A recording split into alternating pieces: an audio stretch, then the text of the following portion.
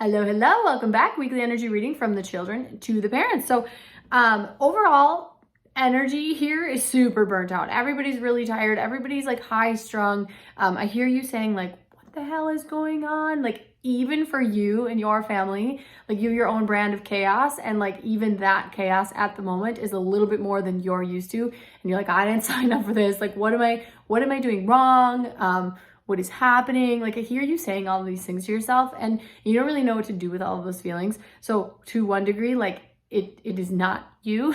You're not doing anything wrong. It's not your kids. Like they're not doing anything wrong. It's just this overall energy that's very, very hectic and present. It's also like we're in that final stretch of summer. Like kids are just saying weird things. They're doing weird things. They're just like causing mayhem. It's just the energy. It will pass. So give it about a week or so if you can tolerate it, but really just find ways for these kids to get their wiggles out, get their energy out, stimulating new things. It's like what worked in the beginning of the summer where you could spend 30 minutes on like a craft, it's going to take 2 minutes now. So you really have to like you're not going to like just rush and roll at a million things at them, but just like, okay, great, we're all going outside. Get them out, get them into the woods, go on a hike, do whatever you have time for, and just know like it's not you, you're not doing anything wrong. So message number one, not two. Let me come into it. Message number one, this child is experiencing a lack of belonging. So it's very, very heavy. You as the parent feel like they just don't really fit in. And they feel like they need to like dim themselves in order to be accepted, in order to be seen, in order to not get picked on. And like there's all of these in order to's that they're kind of like conditionally going into their environment with subsects of like show up and remember, don't say that, and don't talk about this, and don't talk. They're very, very over analytical of how and when and which ways they can show up. So like they even will say things that are like ahead of their time. They're super weird and super out there. Like I kind of think of like that Aquarius energy. But they're going to say things and you're gonna be like, what? And then like 2 days later, you're like, how did you know that? Like that's going to be this kiddo, which again, it feeds into why they don't belong, because people are like, that's weird. And then later it happens, but they're not really connecting and being like, oh, we see you and acknowledge you for that. They're just kind of like, you are weird. So inside of that, what this child needs, and also you are trying to like compensate and like make up for this fact that they don't have very many friends, or that the friends they do have aren't very accepting. And so you're kind of like coddling them, or maybe like not letting them go play at a friend's house, or like even on the playground, kind of coaching them to like, okay, now remember we say da da da da, or like you don't talk about those weird dreams you had last night to random kiddos, etc., etc. Like you're probing and kind of like priming them to be guarded in a way. And so like that safeguarding is maybe needing to be like just lessened, dampened, set to the side for a moment. It depends on how old they are, but really like we can't safeguard them from everything. So that's like really big here, but they need to be seen and know that it's okay to not be liked. So what I hear here is like, it's better to be disliked for who you are than to be liked for who you're not.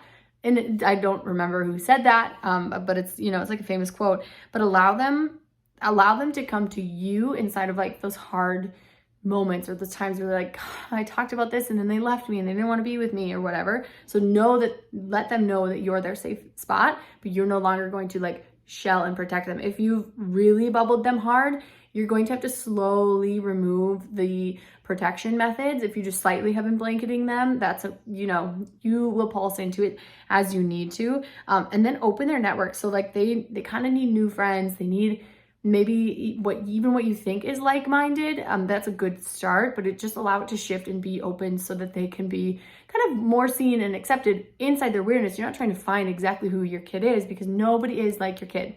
Nobody is like my kids. Nobody is like her kids. Nobody's like his kids. Nobody is like that.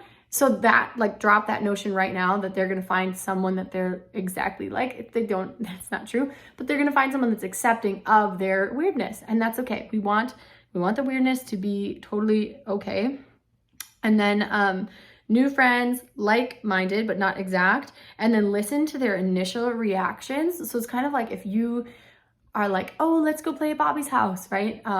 Or let's go play over here. And they're kind of like, no, I don't want to. Nah. And then eventually come around. Like just really like that first reaction, be aware of it. Like sometimes that is the telling sign of like they really don't feel like themselves in front of that group of kids, or they really do feel like that because they're kind of like, I wish we could play at Susan's, whatever. And then you're like, okay, there's something about Susie that like is really good for you. And so then you're going to go and make more play dates with Susie. So just listen to, they're going to tell you. Kids and animals are so good at telling us what they like. They have natural affinities for what serves them, and they have natural dissociations with what doesn't. So really watch that between your kids and your animals. Like they just do. It's incredible. Message number 2. So this one, it reminds me of like, this is so funny. So it's like inherited beliefs, generational trauma. So if you're familiar, I'm not referring to your child as a flea here, but like the fleas in the jar, like you can put fleas in a jar with the cap off and the fleas will jump out. They'll figure it out. You put fleas in a jar and you put the cap on. Okay, they can't jump out. Well, then their babies, like the next generation of babies, you could take the lid off. They never even try to jump out. They just assume, since nobody jumped here, right? It's kind of like the story of grandma cutting the ends of a ham, and like that's the way you cook a ham, and she's like, nope, there's nothing special about it, my oven was just too small. Okay, or like the monkeys that go to pick bananas and get sprayed, and then 3 generations later those bananas are terrified to go pick a banana even though they never got sprayed, right? It's that inherited trauma, inherited beliefs that's really, really, really present here. But what's happening for them, they feel like an older kiddo here, or definitely like a very mature child, because they're hitting some sort of upper limit principle, or upper limit problem concept principle. And so there's kind of like this glass ceiling. They feel like they can't rise above it. They can't go above this.